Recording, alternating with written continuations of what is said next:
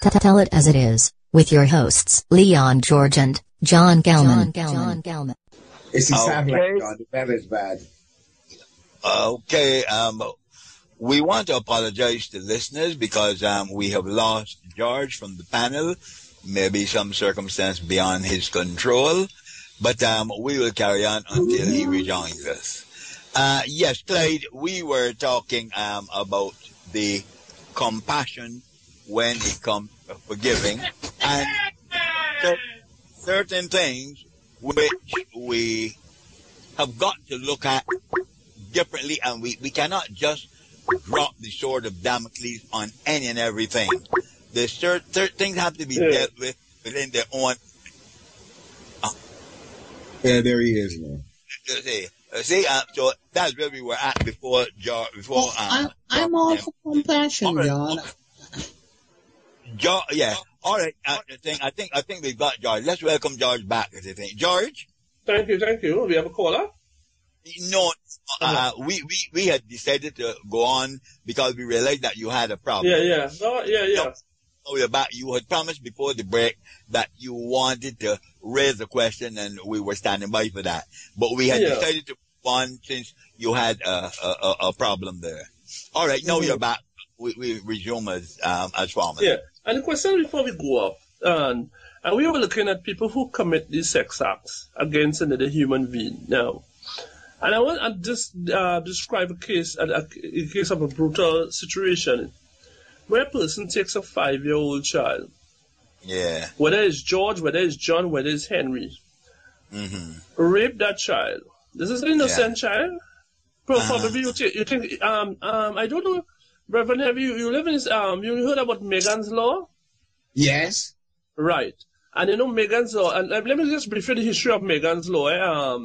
John, before you're not familiar with Megan's Law is a where this guy came out from prison, was put back into society, and there was a little young child at 9 years old by the name of Megan, where he, talked to this child nice, in what you might call, give her sweets and such, and she innocent, she played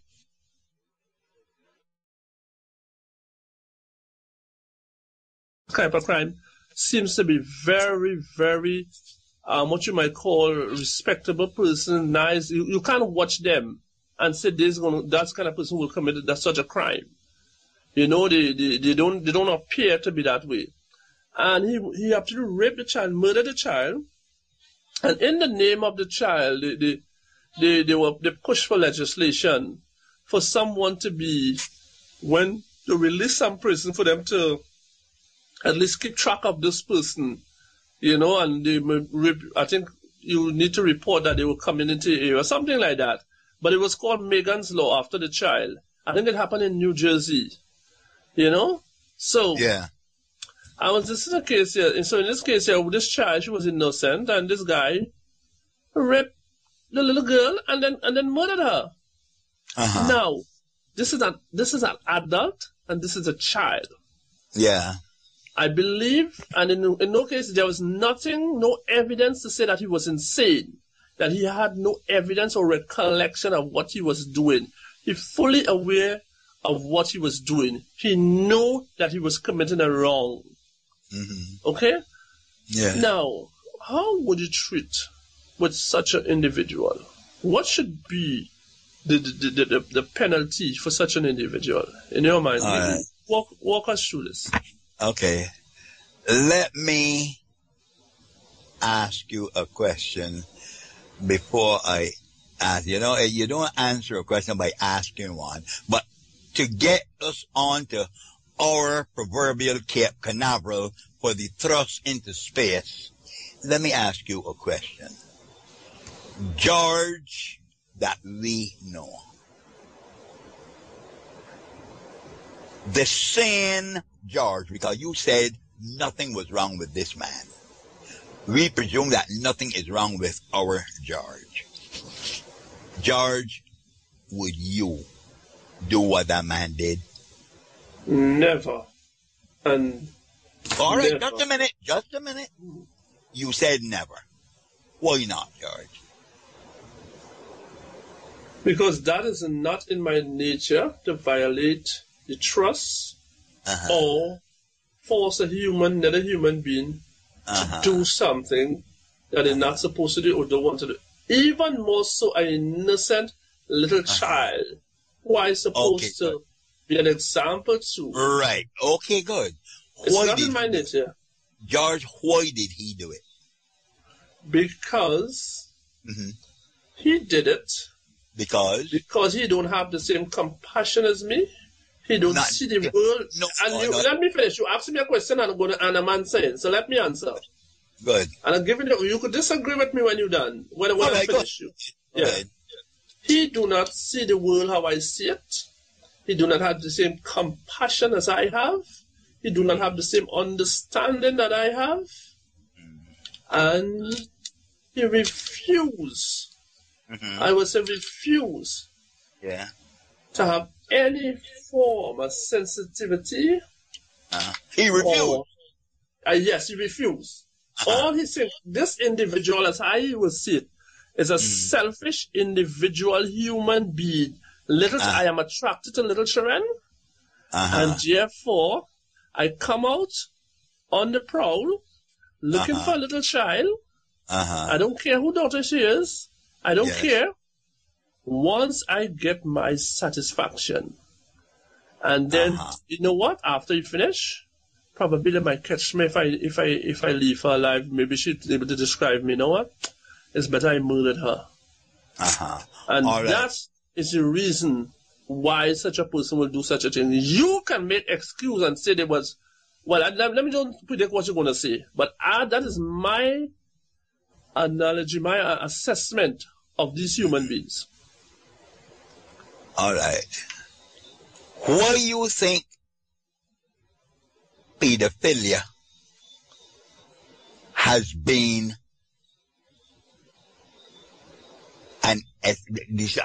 found to be an established disorder? Why do you think that some adults will look for children to prey on sexually and not someone their own age? Why? I think I would have answered again, but I think I would have answered that question when you place a question to me. I will not do it because I don't have what it takes in me to hurt a little child. And that man has it. And what he have in he, what you don't have, he has. He has in it to hurt a little child. And good. And hold on a minute. He will do that also because he is selfish. He's not selfish. He wants to please himself. He don't care about hurting others once he pleases himself. George, he cannot care. He cannot care. George, you care because what he's suffering from, you are not. Why he cannot care? Listen, if I drink... That's why he needs to go to Dodge. Is it an uncontrolled disorder that he's suffering from? Yes, it is. It is. That is why he does not look for someone his age. He looks for children. And he will do it repeatedly. It is referred to as sexual sadism. That's a level of justification for that brutal, despicable act. George, you would not do it. I wouldn't do it. Clyde wouldn't do it. Alex wouldn't do it. Because we are not suffering from what he is suffering from. If I drank liquor to the point that I became intoxicated, I'd probably take my clothes off and walk down Frederick Street. When I'm sane and normal, I wouldn't. We've got to remember that people's behavior has to do with certain conditions about them. And they has to carry a responsibility. If I am attracted to little children, I get an urge to listen to me, John. Let's just say for one reason, for the argument's sake. John is attracted to little children or George. Yeah. I will have it in me to know that if I interfere with a little child or try to touch a child, I will be breaking the law. That does not say that I don't know what I'm doing is wrong. You know that, but you cannot control yourself. Then you need to be put in a place where somebody else will control you. You need to be rehabilitated. And how could back into society? Are you telling me such a individual must be thrown back into society after a certain level of treatment? If he shows amendment, yes. If he doesn't, then you keep him there until you see some sort of improvement. If he doesn't, you keep him. He's not yet. John, what about the responsibility for what you do? John, if you do something like that, John, you should be put away for life. There should be no chance to go back into society. You have destroyed a human being, and much so an innocent little human being. When that human being is gone from this earth, you have robbed them the ability to grow up and enjoy life. You have taken them away from their family. They might be the mother. My question to you again, George, would be, George, why is it that you wouldn't do it? George, you wouldn't do it, neither would I. John, why? Responsibility. There's something called responsibility. I am a drug addict. I have to support my habit and find the drugs. However, I am sick. I know for a fact if I do anything that is to break the law to support my habit, I will be punished. I can't quarrel with nobody. Nobody make me a drug addict. I choose to take drug and become a drug addict, and I do something now to support that drug addict. I have to stand the consequences. This individual who choose to go off on little children, little girls, or little boys, they have to be punished severely for it. George, you can't only treat them for a while and throw them back into society. What is that? Do you realize that what you are saying is, how could he take such mean advantage of a little infant who has done him nothing? What about the man who at 34 years of age rapes an 80-year-old woman who is using a stroller? She's incontinent and is unable to move around. Is there any sexual anything in that? I think that is. Might be. I don't care. But the thing about that something is wrong with him. Something is not right. And the man who goes and rapes the little girl of 4 or 5, 6, 7 years old, something is wrong with him. Something is wrong, George. The person who jumps from a building and kills themselves, something is wrong. Normal people don't do that. John, I'm curious about the email. Right, we're gonna get into the emails. So let me just say this, John. There's something called responsibility. Once once you're aware of what you are doing, you have an ability. You have to say no or yes, and you have also to say that there are consequences going to follow this. I commit any kind of crime against another human being, but who it is. Once I was fully aware of what I was doing, I should be punished severely for it. I don't think about something wrong. You're attracted to little children. From the minute you start to get that attraction, you have to know that it is wrong. George, something wrong that road. It ain't only that I know it is wrong. Something is wrong with me. Otherwise, I would not be attracted to little children. And if you I'm curious about your email. And if you know something is wrong with you, and you start to tell yourself, I can't carry out that act. I am not. No, George. I know something is wrong with me. I can't say that I ain't going to carry out that act. If I could say that, then nothing is wrong with me. What I say is I need help. Well, seek your That's help. what I need to do. Seek your help. Seek your help. But don't tell me that because somebody does that.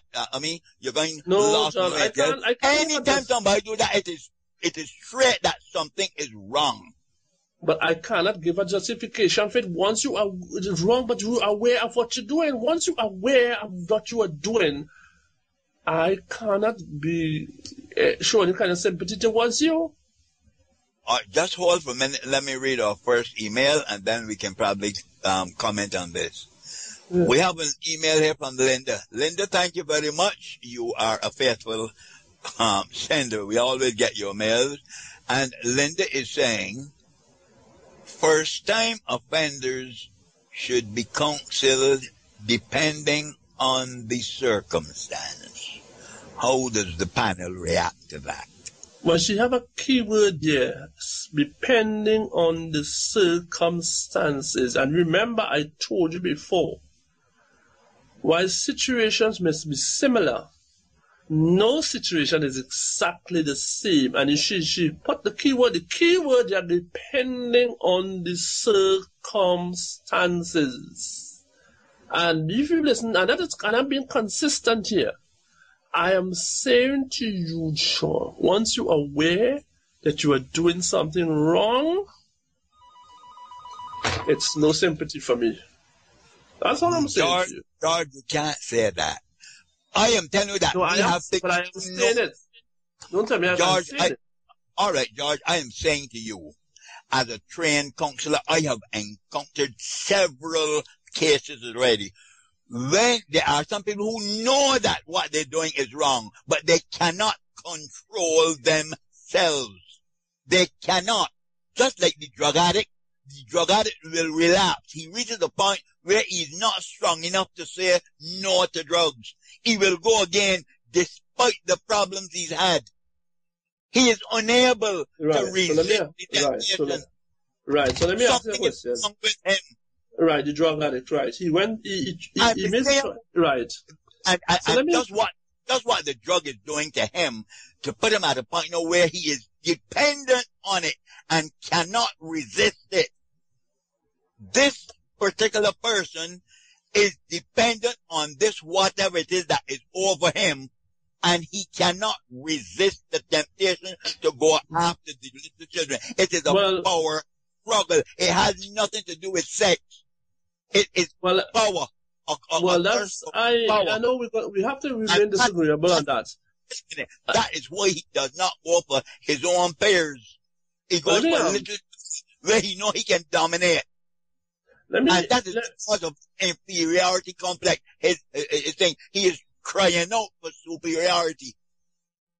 John, if I'm a drug addict and I need to support my habit and I commit a crime to do it, should the law be lenient and mean say no, he couldn't control what he does, so don't let's counsel him, don't punish him for the crime. Why do you think? Wait a minute. Why do you think the magistrate always send the drug addict to a rehab center, and you don't send him to jail? Not in all cases. But no, because there's some who don't take the drug, they sell it.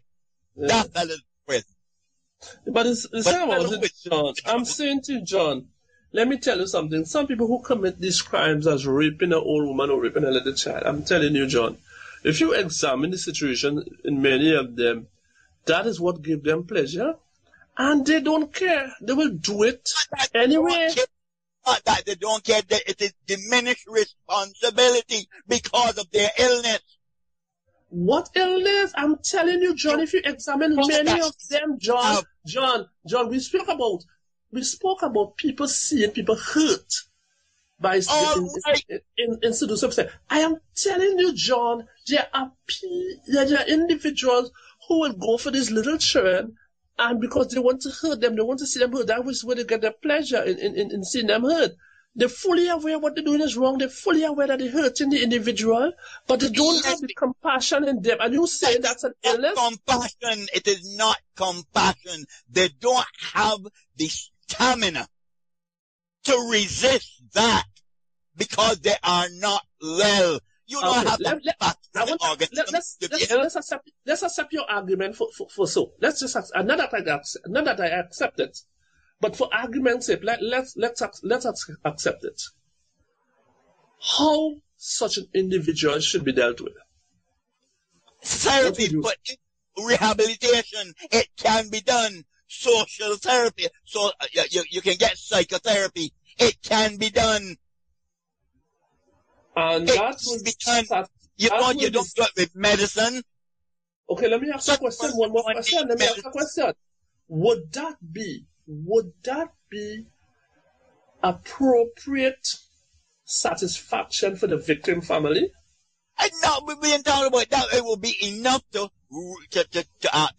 change the person and now make him a useful character and less threat to the society. You would have reward if you done that. In my opinion, you would have reward a person for what they would have done. I am saying to you, you commit a crime, and you should pay the full penalty for it. You should give him no chance, such a chance to filter back into society. Let us take Carolyn. Thank you, Carolyn, for your email. Carolyn says, sex offenders should be punished simply because they do it for pleasure over there. Comments, gentlemen. You read that email and you bought, oh dear. From that tone, that tone, whatever they call body language, the tone of your voice, I suggest that you don't agree with Carolyn. But I fully agree with Carolyn. I tell you something, I agree with her. A lot of these sex offenders do it for pleasure. You will find that is what pleasures them. They will not they don't like the decency of somebody cooperating with them. There was a young lady who gave a testimony a time. She became religious. She would have changed and come now a born-again Christian, as she was saying.